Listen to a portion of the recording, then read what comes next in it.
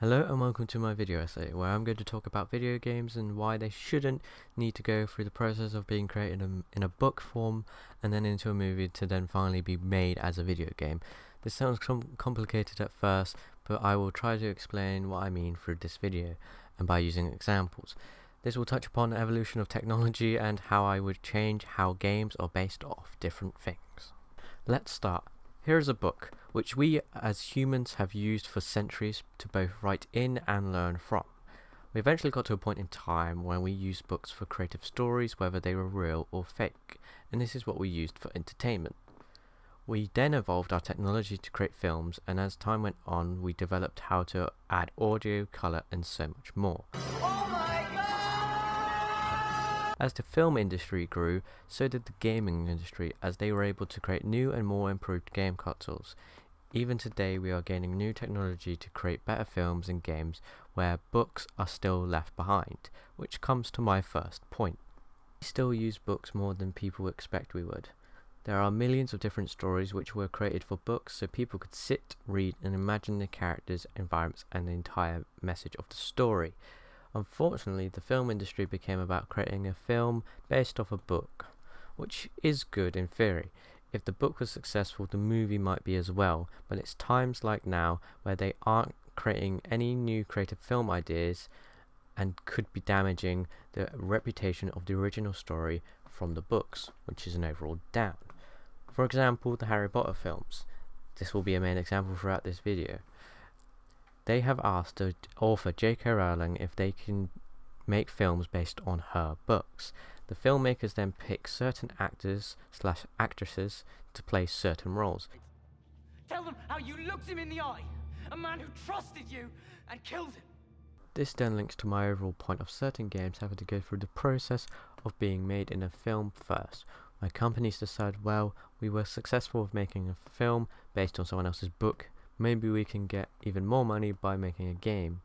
Games based from films, whether you think are good or bad, have somewhat no creativity. In the Harry Potter games on the Wii, the story is the exact same as the book/film, but just adds interactivity, which is a good and bad thing. It is great you can give a sense of interaction to the people who love the Harry Potter universe, but it's a down if people have read and or seen the film because they already know what's going to happen.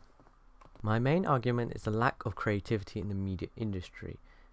The industry kind of just says, if you can't think of an idea for a movie, just base it off of a book, and can't think of a game idea, base it off of the movie which you've just based off of a book.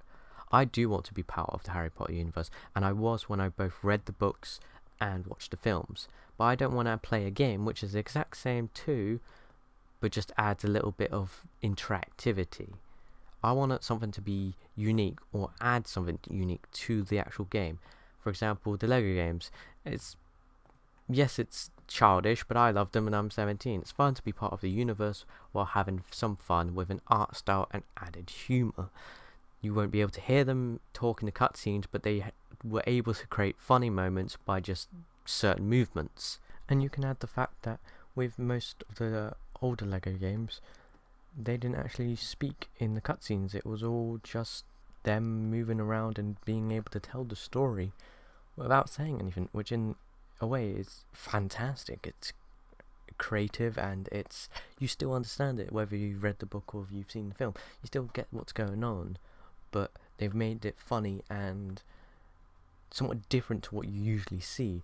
As the Lego games have evolved and got more popular, they've kind of course added voicing to it to of course then give more detail to the storyline, which is both good because you can actually learn more and they can do funny moments with just like when they're speaking, but it won't be as good as when you would sit there and Luke Skywalker pulling out a lightsaber in Star Wars Lego game. He'd pull out a banana. It's funny, it's childish, but it's still funny.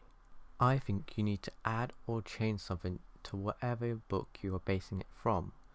In the Harry Potter movies, the filmmakers made slight changes with permission from J.K. Rowling, and that's a good thing, but do it for games as well, whether that be part of the story or what it actually looks like.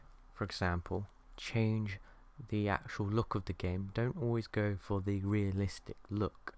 because once you go for the realistic look and it doesn't turn out well, then not many people are going to be happy. And this links to a point where I was talking about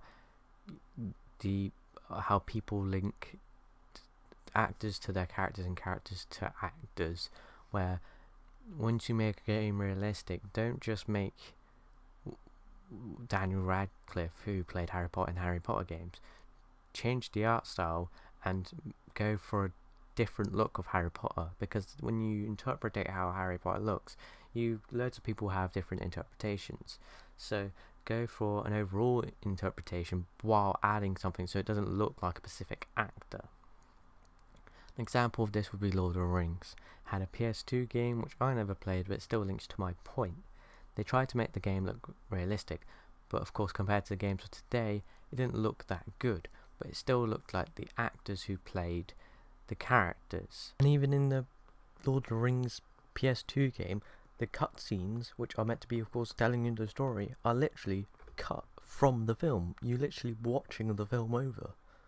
I mean, Lord of the Rings is a long film, and you gotta think about it. Now you want me to play a game which involves me just like being part of the fights and everything, so now I've got to watch through maybe like 2 hours to 3 hours, 4 hours of cutscenes, and then in between fight all your battles for you. So that makes the game even longer, which isn't always a bad thing, but it just sounds so lazy that they've just cut it from the film. They haven't even bothered to animate it or in the style of the actual game. The game of course goes for realism. It tries to look real and look like the actors and actresses, but yet for the cutscenes they're just like just cut the film and we'll just put it in there. Where if you give it an art style, the characters are the characters, they don't look like a specific actor. So when you add the Lego game factor into it, where there's a Lord of the Rings Lego game, it has a Lego look, so you can say, well, that character's that character, not that character looks like this actor. It'll be able to give something different to the public instead of feeding them another thing which they've already seen or read. My conclusion is that the media industry, specifically the gaming industry, doesn't need to wait for a film to be made that's based on a book to then make a game that offers nothing more than some interactivity. They can base games off of a book, maybe choose a character to create a prequel on, and then add missions, add even a more creative art style, as then you don't need to be making a remake of a remake. For example, Harry Potter. How about you create a game based on a character like Professor Dumbledore and base it before he was the headmaster, create new missions and ideas. Maybe even get in contact with Telltale Games to create a multi-choice game where each decision affects the story, and have the amazing shell shading art style along with it. Might not be a solid idea, but it adds space something different to the public and doesn't affect the main universe if they link it up right. Maybe even ask J.K. Rowling to create a story for them, but don't release it as a book. Maybe get her to write a little story in which the game makers could take it and then turn it into the game, and at least it offers something different to what you're getting currently from the gaming industry, which they've made from the film industry, which the films are made from the books. As I said, it gets very complicated. But anyway, that's the end of this video, as I just wanted to point out some flaws I think that are being created for the gaming industry when they are currently creating games either based on films which have been based on books or have gone straight to basing it from a book.